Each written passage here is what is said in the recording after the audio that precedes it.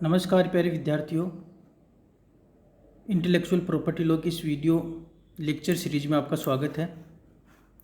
आज हम जानेंगे बौद्धिक संपदा के संरक्षण हेतु किए गए अंतर्राष्ट्रीय प्रयास एवं भारत में इस संबंध में क्या क्या प्रयास हुए। हमने इससे पहले की वीडियो में जान लिया था कि बौद्धिक संपदा का क्या अर्थ है, बौद्धिक संपदा की हमें इतनी महती आवश्यकता क्यों हुई, लेकिन फिर भी हम इसको थोड़ा सा रिवाइज कर लेते हैं। जैसे कि विदित है कि मनुष्य अपनी बुद्धि से कई तरह के आविष्कार और नई रचनाओं को जन्म देता है। उन विशेष आविष्कारों पर उसका पूरा अधिकार भी है, लेकिन उसके इस अधिकार का संरक्षण हमेशा से चिंता का विषय भी रहा है। बस यहीं से बौद्धिक संपदा और बौद्धिक संपदा अधिकारों की बहस प्रारंभ होती है। यदि हम मौलिक रूप से कोई रचना करते हैं और इस रचना का किसी अन्य व्यक्ति द्वारा गैर कानूनी तरीके से अपने लाभ के लिए प्रयोग किया जाता है तो ये रचनाकार के अधिकारों का स्पष्ट हनन है। जब दुनिया में बहस तेज हुई कि कैसे बौद्धिक संपदा अधिकारों की रक्षा की जाए, तब संयुक्त राष्ट्र के एक अभिकरण विश्व बौद्धिक संपदा संगठन वर्ल्ड इंटेलेक्चुअल प्रॉपर्टी ऑर्गेनाइजेशन, जिसको हम शॉर्ट में विपो भी कहते हैं, WIPO की स्थापना की गई। इस संगठन के प्रयासों से ही बौद्धिक संपदा के अधिकार की महत्वता को प्रमुखता प्राप्त हुई। तो जो विपो की स्थापना, इसके पीछे भी एक लंबा इतिहास है, आज हम उसको जानेंगे। बौद्धिक संपदा संबंधी अंतर्राष्ट्रीय प्रयास, इंटरनेशनल एफर्ट्स फॉर IPRs।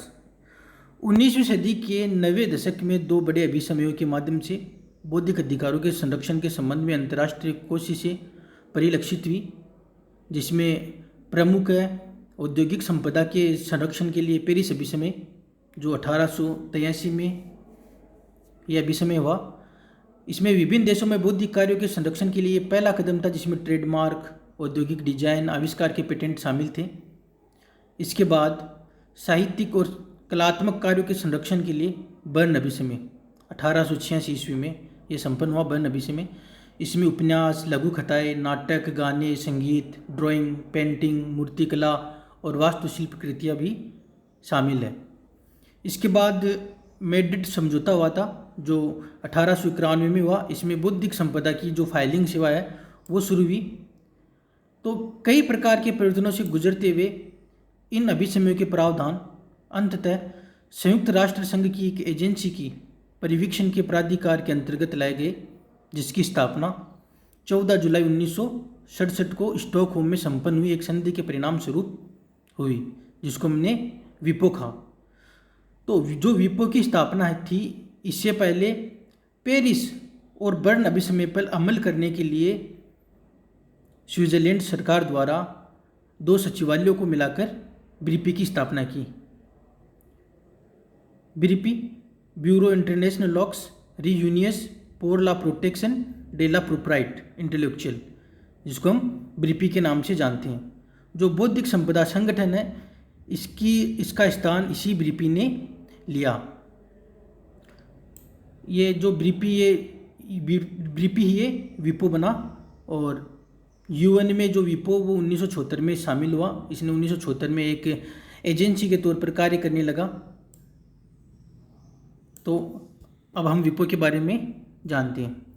जो विपो है, इसका पूरा नाम वर्ल्ड इंटेलेक्चुअल प्रॉपर्टी ऑर्गेनाइजेशन है, यानी बौद्धिक संपदा संगठन।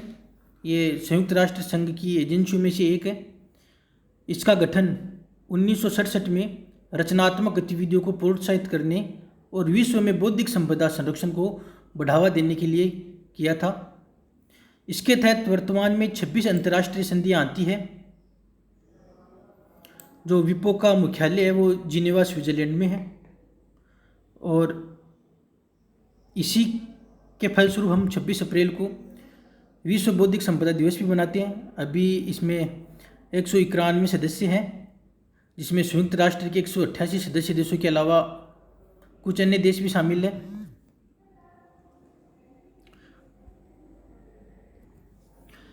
संयुक्त राष्ट्र के सभी सदस्य देश इसके सदस्य बन सकते हैं, लेकिन ये बाध्यकारी नहीं है। जो फिलिस्तीन है, इसको अभी स्थायी पर्यवेक्षक का दर्जा मिला हुआ है।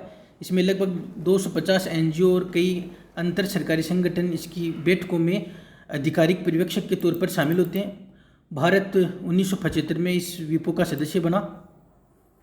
तो 1883 से ये सफ़र शुरू हुआ और अंत में विपो की स्थापना के साथ अभी भी ये क्रियान्वित है और ये हर पल हर समय बौद्धिक अधिकारों के संरक्षण के लिए कार्यरत है।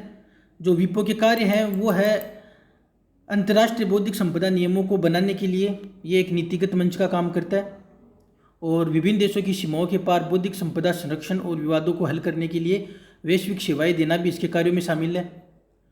बौद्धिक संपदा प्रणालियों को आपस में जोड़ने और ज्ञान साझा करने के लिए तकनीकी आधारभूत संरचना बनाना भी विपो के जिम्मे है। तो विपो बौद्धिक संपदा की जानकारी के लिए विश्वसनीय वैश्विक स्रोत का काम करता है। अब भारत में इसको लेकर क्या क्या प्रयास हुए हैं हम उनके बारे में एक नज़र डाल लेते हैं। जो मुख्यतः मैंने बताया आपको कि कॉपीराइट, पेटेंट, ट्रेडमार्क ये मुख्य अधिकार है। इसके अलावा औद्योगिक डिजाइन, भौगोलिक संकेतक जिनके बारे में हम पहले चर्चा कर चुके हैं वो भी है। तो भारत ने भी पेटेंट अधिनियम 1970 बनाया इस संबंध को लेकर और उसमें 2005 में संशोधन किया और इसके साथ भारत ने ट्रेडमार्क एक्ट अधिनियम 1999 भी पारित किया। ट्रेडमार्क एक्ट में शब्द, चिन्ह, ध्वनि, रंग, वस्तु का आकार इत्यादि शामिल है। और कॉपीराइट एक्ट भारत ने 1957 को पारित किया और कॉपीराइट एक्ट बनाकर बौद्धिक संपदा अधिकारों की रक्षा के लिए इसको देश भर में लागू किया। इसके लिए वस्तुओं का भौगोलिक संकेतक पंजीकरण और संरक्षण अधिनियम 1999 भी पारित किया और ये सुनिश्चित करता है ये कानून की पंजीकृत उपयोगकर्ता के अतिरिक्त अन्य कोई भी उस प्रचलित उत्पाद के नाम का उपयोग न कर सके। इसके साथ डिजाइन अधिनियम 2000 है और इसके साथ भारत ने राष्ट्रीय बौद्धिक संपदा अधिकार नीति 2016 को भी मंजूरी दी। इस अधिकार नीति के जरिए भारत में बौद्धिक संपदा को संरक्षण और प्रोत्साहन दिया जाता है।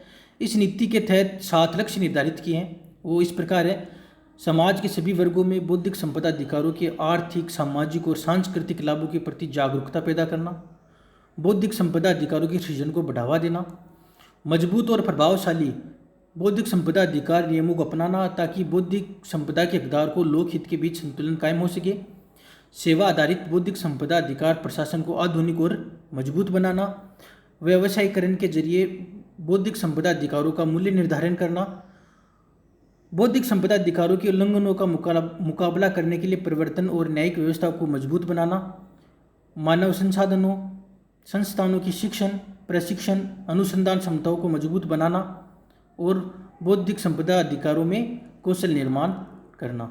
इस तरह हमने देखा कि बौद्धिक संपदा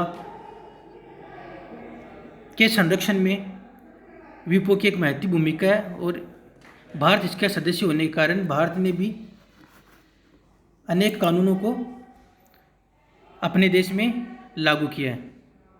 धन्यवाद।